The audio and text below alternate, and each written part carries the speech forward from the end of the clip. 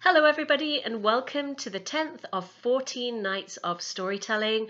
My name is Julie Hartley and I am one of the directors of Centauri Summer Arts Camp, the Centauri Arts Retreats and the Centauri Arts Academy in Toronto. And thank you very much for joining us tonight.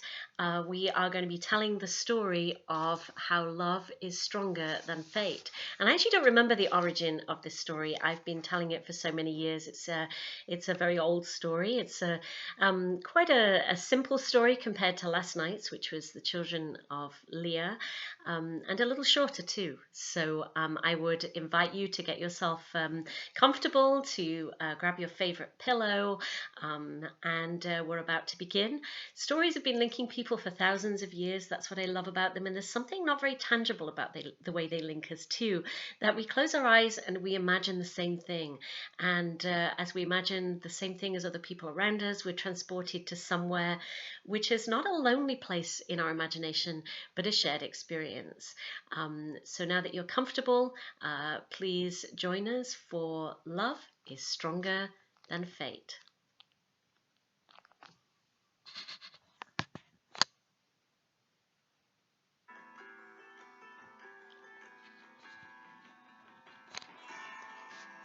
Once upon a time, a very long time ago, in a distant kingdom, a prince was born.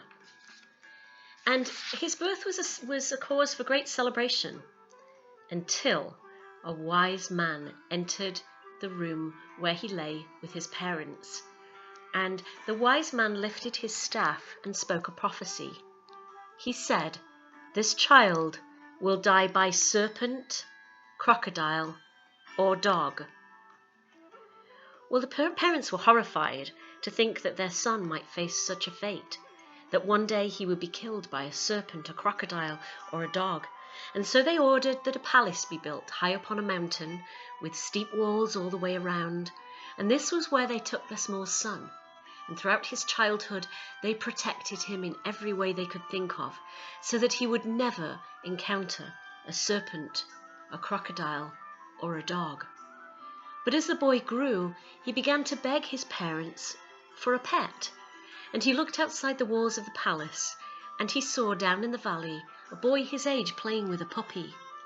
"Surely," he said, "if you bring me a puppy and I train that to protect me, then not only will it protect me from serpents, from crocodiles, and from other dogs, but it will be by my side my whole life. Please let me have a dog." And finally the parents relented, and they figured that sure enough, a well-trained dog would protect him from all three of those things, wild dogs as well as serpents and crocodiles. So they gave him a puppy, and the boy trained it, and the boy and the dog grew together. So it was indeed the faithful hound that he and his parents had imagined. And then the boy grew to be a young man. And one day he turned to his parents and he said, "You can't protect me any longer. I don't want to stay behind these palace walls for the whole life. I want to go out into the world and experience it." And they realized that sure enough, they couldn't protect him anymore. So they opened the gates to the palace, and the boy shouldered a rucksack and said goodbye to everybody and everything he knew, and went out to try his fortune in the world. And it was true that every night when he laid down, whether it was by the banks of a river or inside a great city, he would close his eyes and his dreams would be full of serpents, crocodiles, and dogs. Well, the boy travelled far and wide until he came to a poor village in the middle of a great kingdom that was far from his own. And there he met a young girl, and the two of them fell in love. And despite the fact that she was just the daughter of a shepherd, and despite the fact that he was to inherit a great kingdom, the two of them were married. And for a while people talked as people will. They said that the girl was only interested in his money, that she was only interested in his power, and in the fact that one day she would be a queen. But this was simply not true, for she was as deeply in love with him as he was with her. And at night, when he would wake from his terrible dreams, she would hold him and she would say, "Love is stronger than fate.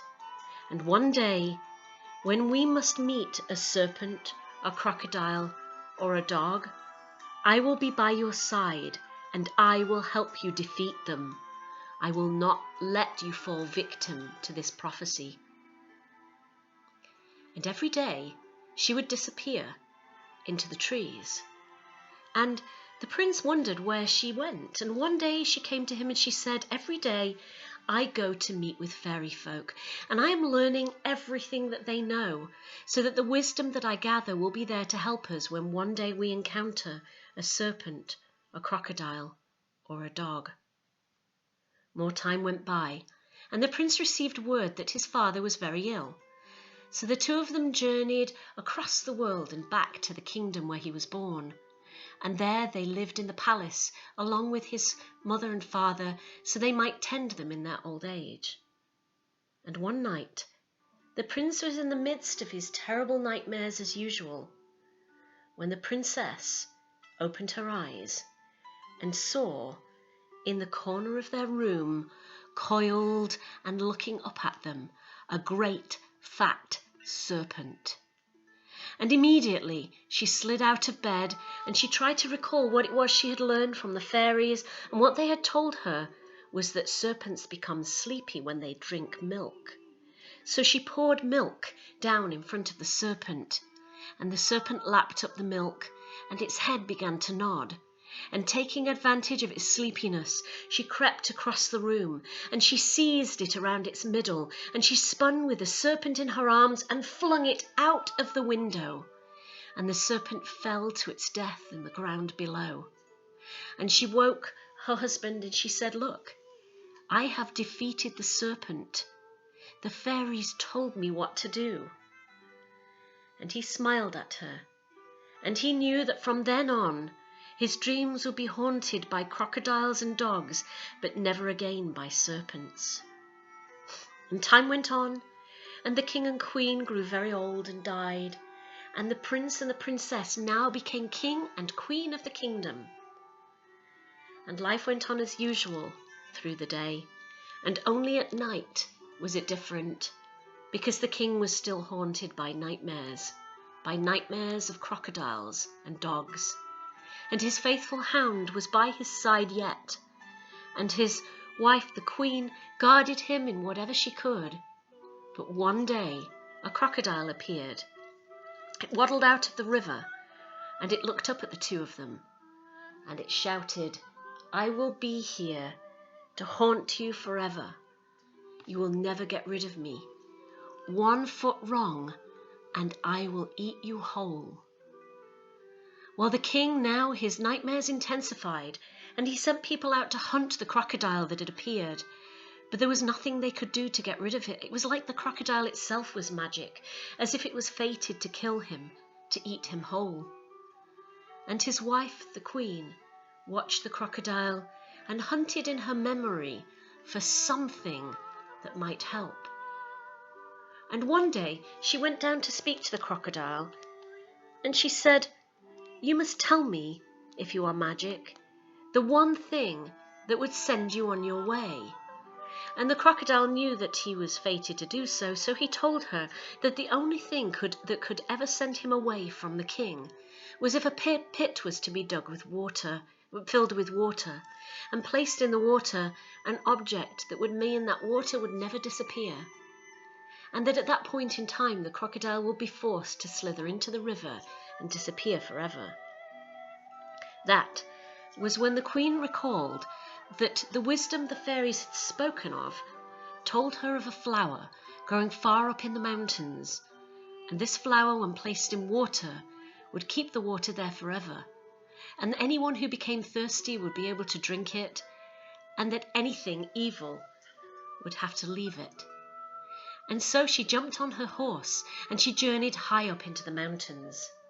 To get there, she had to pass a blazing desert, and she was hungry, she was thirsty, but she persevered. And when she got to the mountains, she rode as far as she could on horseback. Then she tethered her horse and continued on foot. And when she came to the peak of the mountains, there was a deep, dark chasm, and she clambered down into it and up the other side. And at the point of exhaustion, many weeks after setting out, she found the flower she sought.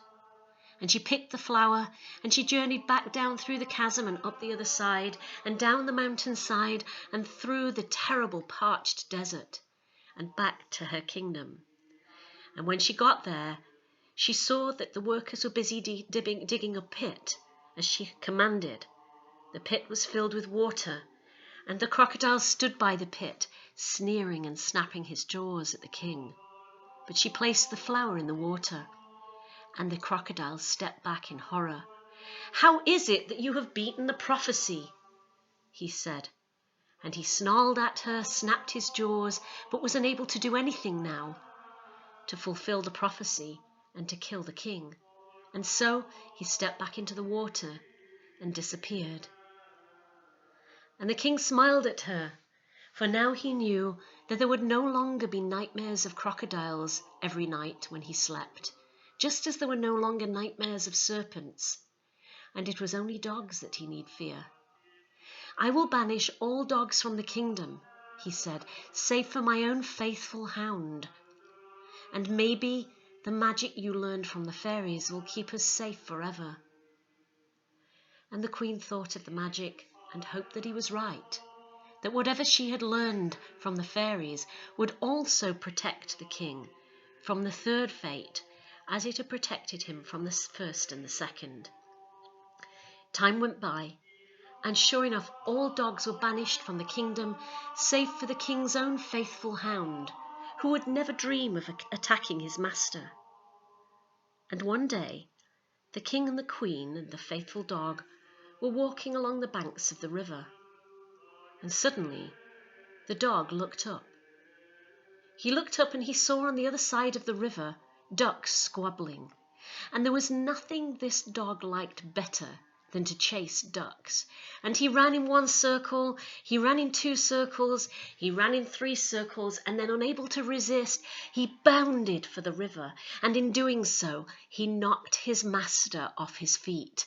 And the king, unable to right himself, tumbled down the banks and into the water, the fast-flowing water. And he hardly knew how to swim, and he was thrashing about in the water and could not right himself, and was dragged out into the current. And the queen felt that the fate had indeed caught her husband, and that he was about to be killed by a dog. And she thought back to the magic of the fairies. Was there anything they had told her that would save him in this moment?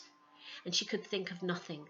There was nothing they had told her that would help her save him from flowing water, from the dog pushing him into the river.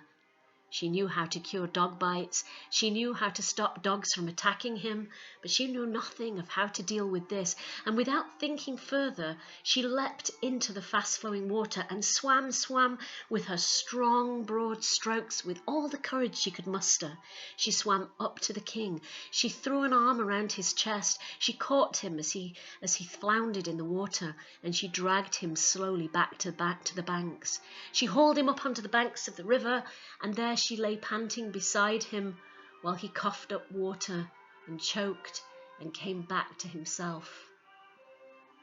The two of them lay on the banks of the river for a long time, and then they sat up together, and he turned to face this woman he had loved all his life. He turned to face her, and he said, "The magic of the fairies was not what saved me from my three fates. It was you. It was your love for me.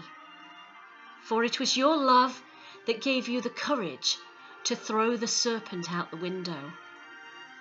It was your love that meant you travelled across deserts and up the mountain and down the chasm to find the flower that would set me free from the crocodile. And it was your love that flung you into the river to save me just now." And he looked at her and he said, "I know now that in my dreams I will think only of you, and that no longer will there be nightmares of serpents, crocodiles, or dogs, for you have taught me that love surely is stronger than fate."